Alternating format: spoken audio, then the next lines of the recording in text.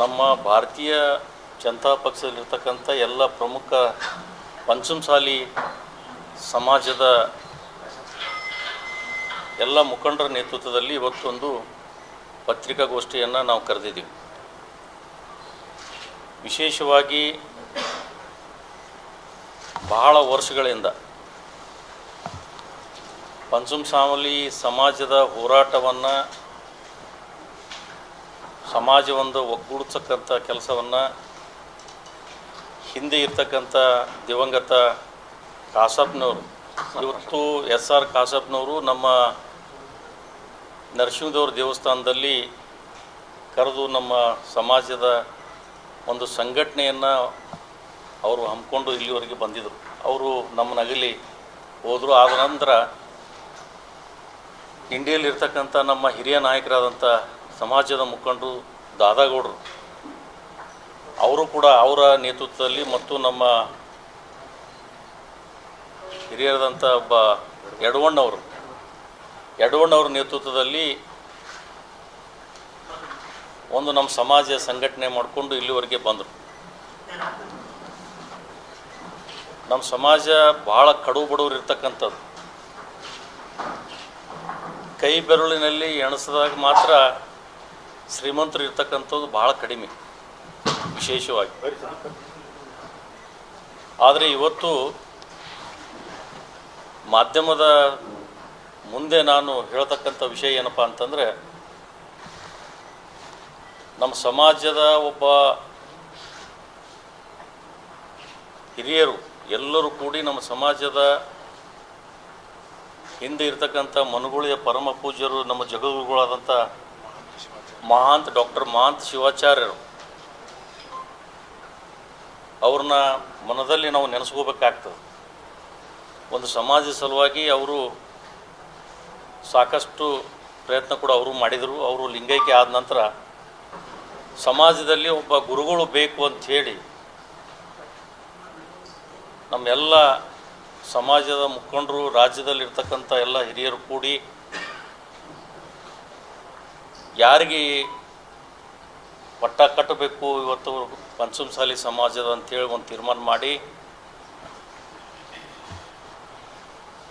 ಅವಾಗ ಮನುಗುಳಿ ಶ್ರೀಗಳದ ಹೆಸರು ಕೂಡ ಬಂತು. ಆದರೆ ಅವತ್ತಿನ ದಿನಮಾನಗಳಲ್ಲಿ ಎಲ್ಲರೂ ಹಿರಿಯರು ಕೂಡಿ ಕೂಡಲ ಸಂಗಮದ ಜೈ ಮೃತ್ಯುಂಜಯ ಶ್ರೀಗಳನ್ನು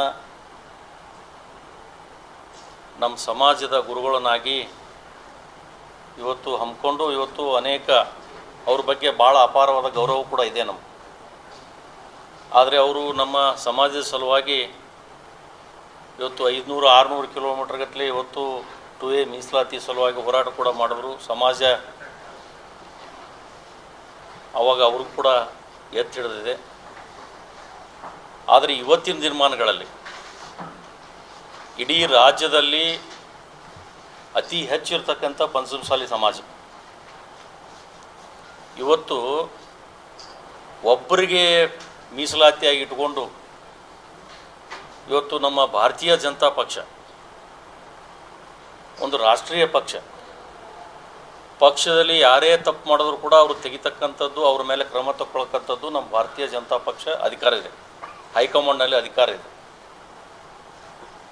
ಆದರೆ ಇವತ್ತು ಪಕ್ಷ 1 ಸರಿ ಅಲ್ಲ, 2 ಸರಿ ಅಲ್ಲ, 3 ಸರಿ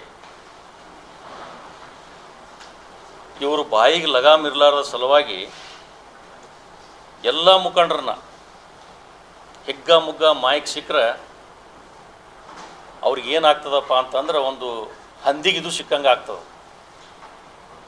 ಮತ್ತೊಬ್ಬರಿಗೆ ಹಂದಿ ಎತ್ತು ಮಾತಾಡೋದಕ್ಕಿಂತ ಇವರೇನು ಬಾಯಿಗೆ ಲಗಾಮ್ ಇಲ್ಲಾರದೆ ಮಾತನಾಡ್ತಾರೆ. ಇವತ್ತು ಆ ಲಗಾಮದ ಸಲುವಾಗಿ 2 ವರ್ಷಗಳ ಸತತವಾಗಿ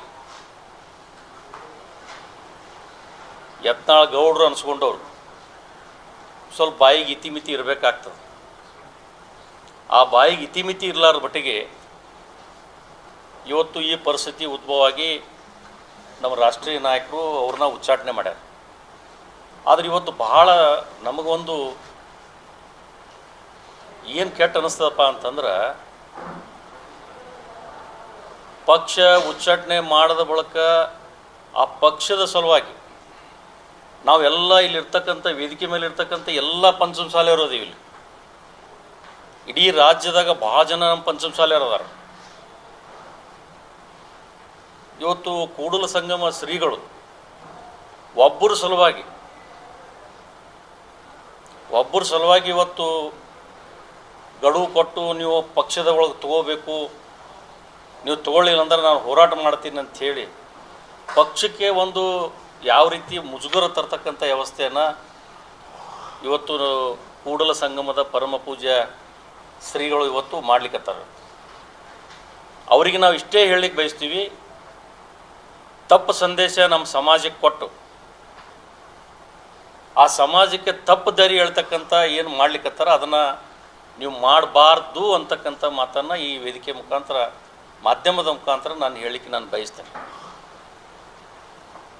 ಆದರೆ ಅವರಿಗೆ ನಾನು ಹೇಳಲಿಕ್ಕೆ ನಾನು ಬಯಸ್ತೀನಿ,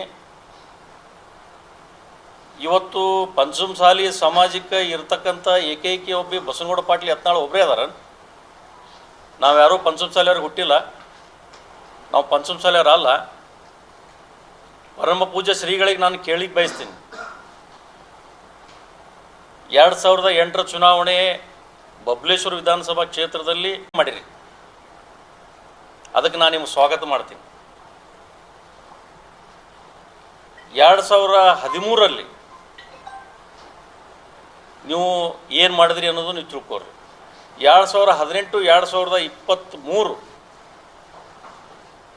ಸಮಾಜ ಬಬಲೇಶ್ವರ ವಿಧಾನಸಭಾ ಕ್ಷೇತ್ರದಲ್ಲಿ 60-65 ಸಾವಿರ ಪಂಚಮಸಾಲಿ ಇರದಿರಿ. ಕೇವಲ ನಮ್ಮ ಕ್ಷೇತ್ರದಲ್ಲಿ ಇರ್ತಕ್ಕಂಥದ್ದು 3,000 ಕುಡಕಲ್ಗೆ ಸಮಾಜ. ಆ 3,000 ಕುಡಕಲ್ಗೆ ಸಮಾಜ ಇವತ್ತು ಸತತವಾಗಿ ಅಲ್ಲಿ ಆರಿಸಿ ಬರ್ಲಿಕ್ಕೆ ಕಾರಣ ಏನು ಹೇಳ್ತಾರೆ. ಇವರು ಯಾರೋ ಮೊನ್ನೆ ಮಾಧ್ಯಮದ ಮುಖಾಂತರ ಹೇಳಿದರು, ಏನಪ್ಪ ಅಂತಂದರೆ ಆ ಗಿರೇಕಿ ಯಾಕೆ ಇಲೆಕ್ಷನ್ ನಿಂದಿರ್ತದೆ. ನಾನು ಗಿರೇಕಿ ಇರ್ಬೋದು, ಗಿರೇಕಿ ಅಂದ್ರೆ ಶಬ್ದ ಏನದು ಅದು ತಿಳ್ಕೋಬೇಕು. ನೀವೇನು ಮಾಡಾಕತ್ತೀರಿ ಸನ್ಮಾನ್ಯ ಯತ್ನಾಳ್ ಗೌಡ್ರೆ ಅಂತ ನಾನು ಕೇಳಿಕ್ಕೆ ಬಯಸ್ತೇನೆ. ನಾನು ಎಲ್ಲಿ ಜೀವನದಲ್ಲಿ ನಾನು ಹೊಂದಾಣಿಕೆ ರಾಜಕಾರಣಿ ಮಾಡಿಕೊಂಡು ರಾಜಕಾರಣ ಮಾಡೋ ಮಗ ಅಲ್ಲ. ಬಬಲೇಶ್ವರ ವಿಧಾನಸಭಾ ಕ್ಷೇತ್ರದಲ್ಲಿ ನಾನು ಖರ್ಚು ಮಾಡೀನಿ, ಎಷ್ಟು ಬೇಕು ನಾನು ಇತಿಮಿತಿ ಎಷ್ಟು ಅಟ್ಟೆ ಖರ್ಚು ಮಾಡೀನಿ. ಆದರೆ ದುಡ್ಡು ಕೊಟ್ಟು ಆಮಿಷ ತೋರಿಸಿ ಹೊಂದಾಣಿಕೆ ಮಾಡಿಕೊಂಡು ರಾಜಕಾರಣ ನಾನು ಮಾಡಿಲ್ಲ. ಕನ್ನಡಿಗರ ಮೆಚ್ಚಿನ ನಿಮ್ಮ ನ್ಯೂಸ್ 18 ಕನ್ನಡ ಈಗ ವಾಟ್ಸ್ಆಪ್ನಲ್ಲಿಯೂ ಲಭ್ಯ. ಕರ್ನಾಟಕ ಮತ್ತು ದೇಶ ವಿದೇಶದ 360 ಡಿಗ್ರಿ ಸುದ್ದಿ ವಿವರವನ್ನ ನೀವು ನಿಮ್ಮ ಕೈ ಬೆರಳುಗಳಲ್ಲಿಯೇ ಪಡೆಯೋದಿಕ್ಕೆ ಈ QR ಕೋಡ್ ಅನ್ನು ಸ್ಕ್ಯಾನ್ ಮಾಡಿ. ನಮ್ಮ ಚಾನೆಲ್ ಅನ್ನು ಫಾಲೋ ಮಾಡಿ, ನೋಟಿಫಿಕೇಶನ್ ಆನ್ ಮಾಡಿ.